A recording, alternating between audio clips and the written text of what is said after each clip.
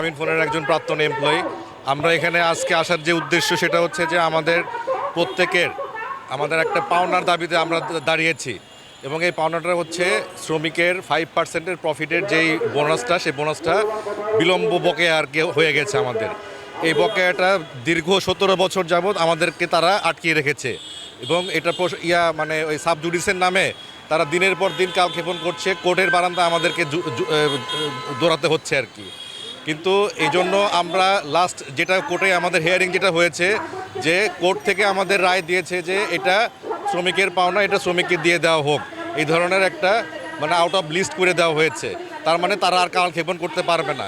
এরপরেও তারা আমাদের সাথে বসার কোনো করতেছে না। আমরা চাচ্ছি যে গ্রামীণফোন কর্তৃপক্ষ আমাদের প্রাক্তন কর্মীদের সাথে বসে আমাদের একটা পাওনার যে আমরা দাবি করছি এটার একটা সুরাহা করুক এবং আমাদের যে টোটাল পাওনা এটা দীর্ঘ 17 বছর যাবৎ বাড়তে আজকে এই মুহূর্তে যে অ্যামাউন্টটা এসে দাঁড়িয়েছে সেটা শুনলে মানুষ আমাদেরকে পাগল বলবে এবং অবিশ্বাস্য মনে হয় আর কি।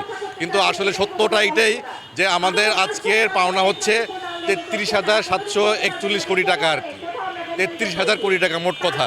তো এই টাকাটা একজনের পাওনা, সবার না, একজনের পাওনা।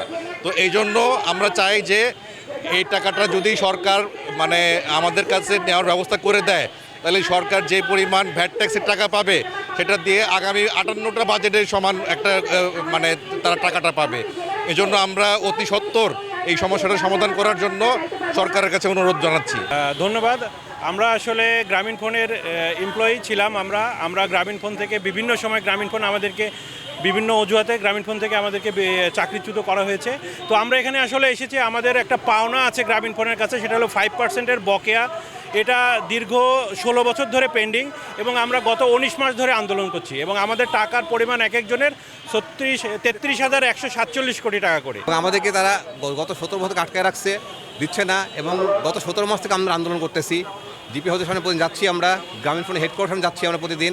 তারপর তারা কখনো আমাদের টাকা নিয়ে কোনো বসতেছে না, ইভেন তারা আমাদের কাছে আলোচনাও করতেছে না। আমাদের এক একজনের 33,147 কোটি পাওনা, 33,147 কোটি টাকা করে পাওনা আমাদের। এই টাকাটা বিশাল অঙ্কের টাকা একটা। এই টাকা থেকে সরকার কিন্তু একটা বিশাল পরিমাণ টাকা পাবে। সরকার যে বাজেট ঘোষণা করে সেই বাজেট দিয়ে আমাদের টাকা দিয়ে তারা 58টা বাজেট তারা পাস করতে পারবে। অথচ সরকারও এখানে কোনো ভ্রুক্ষেপ দিচ্ছে না।